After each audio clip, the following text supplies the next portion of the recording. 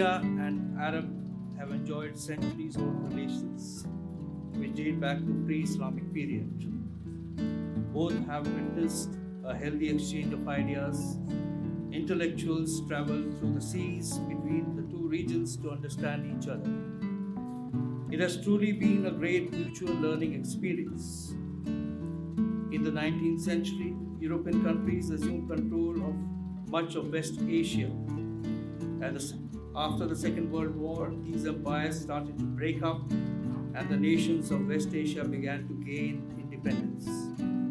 22 independent Arab states came into being in the 20th century, and this resulted in vast expansion of the field of West Asian studies, especially Arabic as a language of study.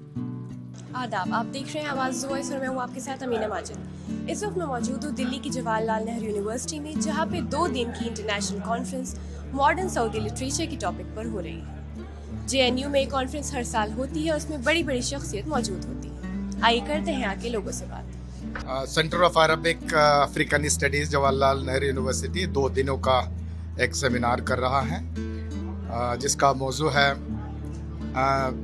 जदीद Saudi अदब, creativity and criticism.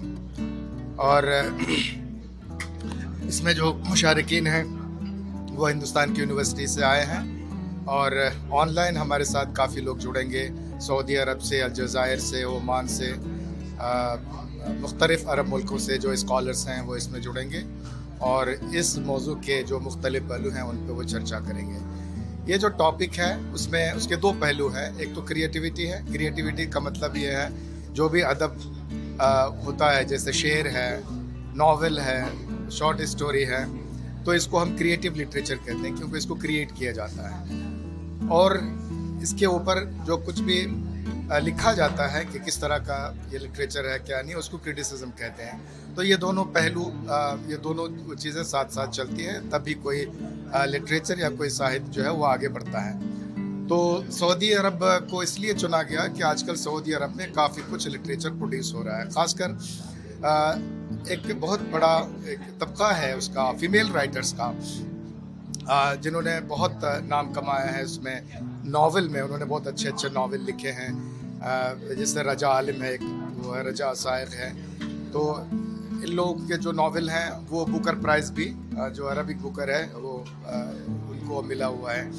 और पूरी दुनिया में जो है Saudi अदब के ऊपर काफ़ी तवज्जो दी जा रही, काफ़ी दिलचस्पी दी जा रही, क्योंकि सऊदी हुकूमत अदब को प्रमोट कर रही है और वहाँ पर बहुत सारे क्लब्स हैं और बहुत सारे इदारे हैं जो अदब के फ़रोग़ के लिए काम कर रहे हैं।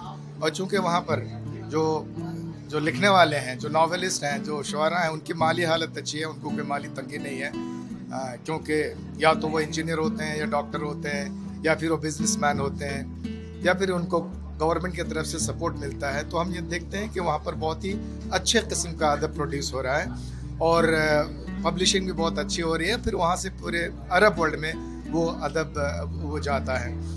अगर हम क्रिटिसिज्म की बात करें तो एक बहुत बड़े नाक़िद हैं जिसको अब्दुल्ला अल-ग़ज़्ज़ामी का नाम, उनका नाम है, और पूरे अरब वर्ल्ड में वो नंबर 1 पे आते हैं और उनको बहुत बड़े बड़े अवार्ड मिले हैं।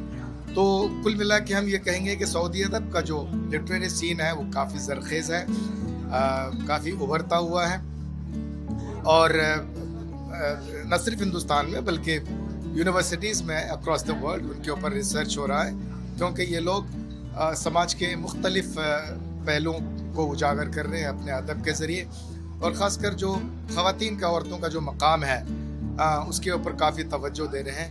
और हम देख भी रहे हैं कि आजकल सऊदी अरब में काफ़ी तब्दीलियाँ हो रही हैं, औरतों को हुकूक मिलने लगे हैं, ड्राइविंग का और बहुत कुछ का जो है उनको मिल रहा है। तो एक तरह से समाज में तब्दीली आ रही है, उसके साथ साथ सऊदी अरब भी बहुत खुलकर उभर रहा है।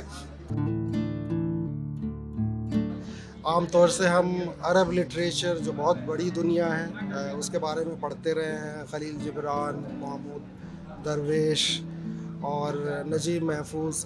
लेकिन ये जो सेमिनार हो रहा है वो ख़ास तौर से जो मौजूदा अदब है, लिटरेचर है सऊदी अरेबिया का और जिसकी तकरीबन 100 साल की तारीख़ है, हिस्ट्री है, उस पर यह सेमिनार हो रहा है।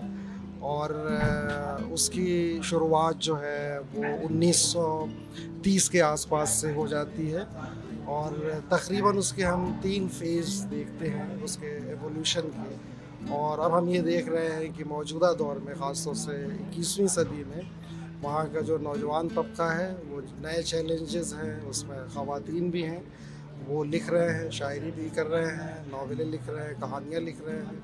तो उसके हवाले से ये चर्चा होना, उस पर गुफ्तगू होना, उस पर सेमिनार होना तलबा के लिए भी और आम लोगों के लिए भी बहुत ही मुफीद साबित होगा। और जैसे हम देख रहे हैं JNU में हर साल ये कॉन्फ्रेंस होती है, तो कहीं ना कहीं एकेडमिक इन्वॉल्वमेंट जो है वो बढ़ रहा होगा इससे, तो क्या कहना चाहेंगे?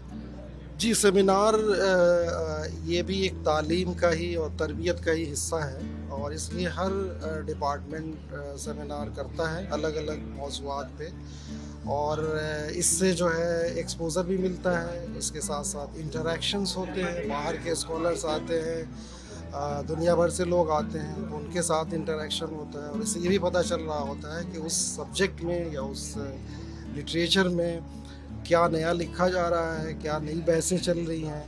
तो ये सबके लिए ही मुफीद होता है, चाहे वो स्कॉलर्स हों, स्टूडेंट्स हों या असातिज़ा हों, टीचर्स हों, तो सबके लिए मुफीद होता है। मौजूदा दहाइयों में सऊदी अरब ने बहुत सारी अदबी खिदमत अंजाम दी हैं और जिनको काफ़ी हद तक सराहा गया है, बहुत सारे इनामात से नवाजा गया है। लिहाजा ये जो टॉपिक सेमिनार है हमारा जदीद सऊदी अदब के उन्वान पर, जिसमें इनकी तख्लीक़ और तख्लीक़ात का तनक़ीदी जायज़ा लिया जाएगा, तो इस सेमिनार के हवाले से हम उम्मीद कर रहे हैं कि बहुत सारे ऐसे कलमकार और बहुत सारे ऐसे स्कॉलर्स सामने आएंगे जो उनकी बहुत सारी तख्लीक़ात पर अपने मक़ालात पेश करेंगे और ये सेमिनार इस मौजू के हवाले से एक अहम पॉइंट साबित होगा जो इस मौजू को जस्टिफाई करेगा और इस मौजू को एक नई आफाक फराहम करेगा। तो लिहाजा यहाँ पर बहुत सारे ऑनलाइन पेपर्स पढ़े जाएंगे जो कि सऊदी ममालिक के स्कॉलर्स हैं और सऊदी स्कॉलर्स मुख्तलिफ़ नाहियों से इस मौजू का जायज़ा लेंगे और उसका तहरीर व तज्ज़िया करेंगे। तो हम लोग उम्मीद करते हैं कि ये सेमिनार एक नई पहचान फराहम करेगा सऊदी अरब को हिंदुस्तान के अंदर और हिंदू अरब के जो ताल्लुकात हैं उसमें ये एक अहम रोल अदा करेगा। शुक्रिया।